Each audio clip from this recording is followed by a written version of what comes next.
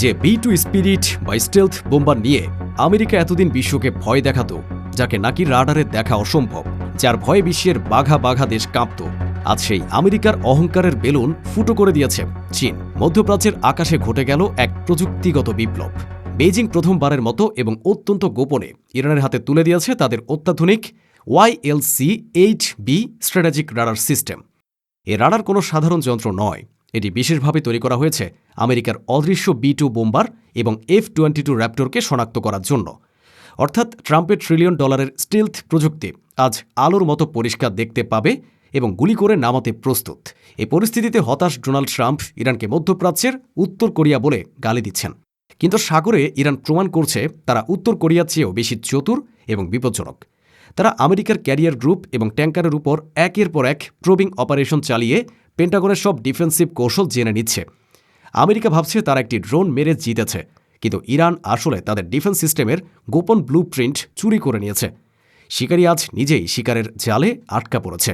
তাহলে কি চীনের দেওয়া এই জাদুকরী রাডারের কারণে আমেরিকার অদৃশ্য B2 বোম্বার এখন ইরানের মিসাইলের সহজ লক্ষ্যবস্তুতে পরিণত হতে যাচ্ছে, নাকি পেন্টাগন এর কোনো পাল্টা ব্যবস্থা বের করতে পারবে? কেন ট্রাম্প হঠাৎ করে ইরানকে মধ্যপ্রাচ্যের উত্তর কোরিয়া বলে অভিহিত করলেন? তিনি কি ইরানের পারমাণবিক বা ব্যালিস্টিক সক্ষমতা দেখে ভয় পাচ্ছেন, নাকি এটি তার অসহায়ত্বের বহিঃপ্রকাশ? সাগরে ইরানের এই প্রবিং অপারেশন বা শক্তি পরীক্ষার আসল উদ্দেশ্য কী?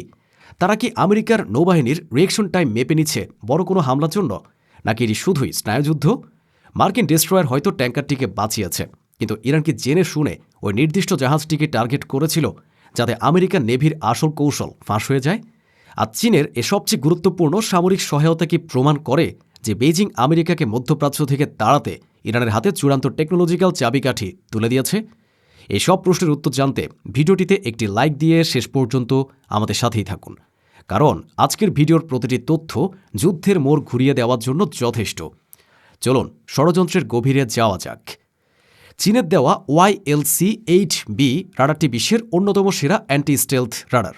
এটি UHF ব্যান্ডে কাজ করে, যা স্টিলথ ফাইটার বা বোম্বারের গায়ে লেগে ফিরে আসে। আমেরিকার B2 স্পিরিট বোম্বারকে তৈরি করা হয়েছিল এমনভাবে যাতে সাধারণ রাডার তাকে ধরতে না পারে, কিন্তু চীনের এ রাডারটি পদার্থবিজ্ঞানের সেই নিয়ম ভেঙে দিয়েছে। সামরিক বিশ্লেষকরা বলছেন বেইজিংয়ের এ সহায়তা ইরানের জন্য গেম চেঞ্জার।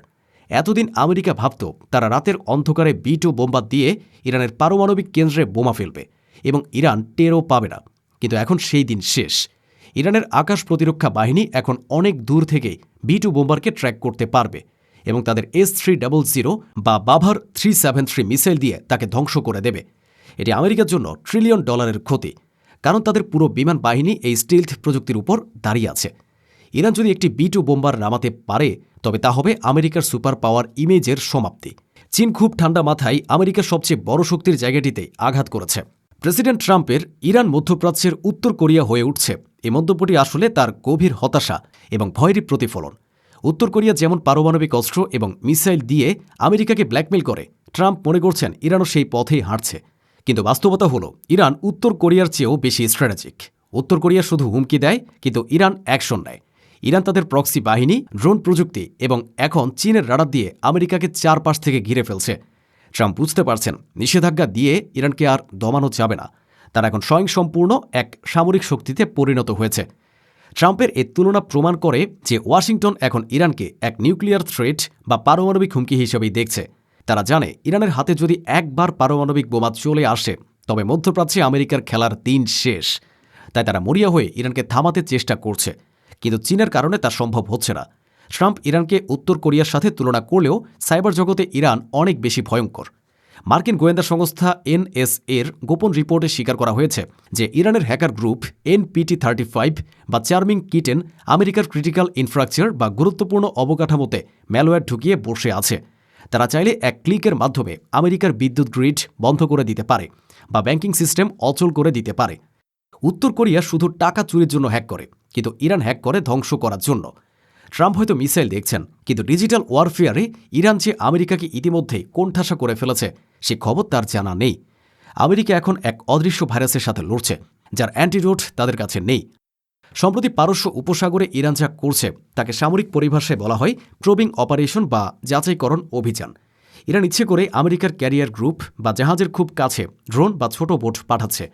তাদের উদ্দেশ্য হামলা করা নয়, বরং আমেরিকার প্রতিক্রিয়া দেখা। যখনই ইরানের ড্রোন শাহেদ 129 আব্রাহাম লিঙ্কনের দিকে এগিয়ে যায়, তখন আমেরিকার জাহাজগুলো তাদের রাডার অন করে, মিসাইল রেডি করে এবং ফরমেশন বদলায়। ইরান দূর থেকে এইসব ডেটা রেকর্ড করে নিচ্ছে। তারা দেখছে আমেরিকা কত দ্রুত প্রতিক্রিয়া দেখায়, কোন ফ্রিকোয়েন্সির রাডার ব্যবহার করে এবং তাদের মিসাইল ডিফেন্সের রেঞ্জ কত। আমেরিকা হয়তো ভাবছে তারা ড্রোনটি মেরে জিতে গেছে, কিন্তু ইরান আসলে তাদের ড্রোনের বিনিময়ে অমূল্য গোয়েন্দা তথ্য বা ইন্টেলিজেন্স পেয়েছে। এ তথ্য ব্যবহার করে ইরান তাদের পরবর্তী বড় হামলার পরিকল্পনা সাজাবে। আমেরিকা না বুঝে ইরানের এ ফাঁদে পা দিচ্ছে। তারা নিজেদের অজান্তেই শত্রুর হাতেই নিজেদের ব্লুপ্রিন্ট তুলে দিচ্ছে। লিঙ্কন ঘটনার মাত্র ৩ ঘণ্টা পরেই ইরান পারস্য উপসাগরে আরেকটি দুঃসাহসিক অভিযান চালায়। তাদের দুটি ফার্স্ট অ্যাটাক ক্রাফট এবং একটি ড্রোন মিলে এমভি স্টেনা ইম্পারেটিভ নামের একটি মার্কিন পতাকাবাহী ট্যাঙ্কার দখলের চেষ্টা করে। এটি কোনো র্যান্ডম বা দৈবচয়ন ছিল না। এই ট্যাঙ্কারটি অতীতে মার্কিন নৌবাহিনীর জাহাজগুলোতে তেল সরবরাহ করেছে। ইরান সুনির্দিষ্টভাবে এই জাহাজটিকে টার্গেট করেছে আমেরিকাকে উস্কে দেওয়ার জন্য। তারা দেখতে চেয়েছিল একটি বাণিজ্যিক জাহাজ আক্রান্ত হলে মার্কিন ডেস্ট্রয়ার কত দ্রুত সেখানে পৌঁছায় এবং কী ধরনের অস্ত্র ব্যবহার করে। মার্কিন ডেস্ট্রয়ার এসে জাহাজটিকে বাঁচিয়েছে ঠিকই, কিন্তু ইরান তাদের প্রয়োজনীয় সব তথ্য পেয়ে গেছে। এটি ছিল এক ধরনের স্ট্রেস টেস্ট। ইরান আমেরিকার নৌবাহিনীর স্নায়ু পরীক্ষা করছে। তারা দেখছে আমেরিকা একসাথে কয়টি ফ্রন্ট সামলাতে পারে। একদিকে ক্যারিয়ারের দিকে ড্রোন, অন্যদিকে ট্যাঙ্কারের উপর হামলা। আমেরিকা এখন দিশেহারা।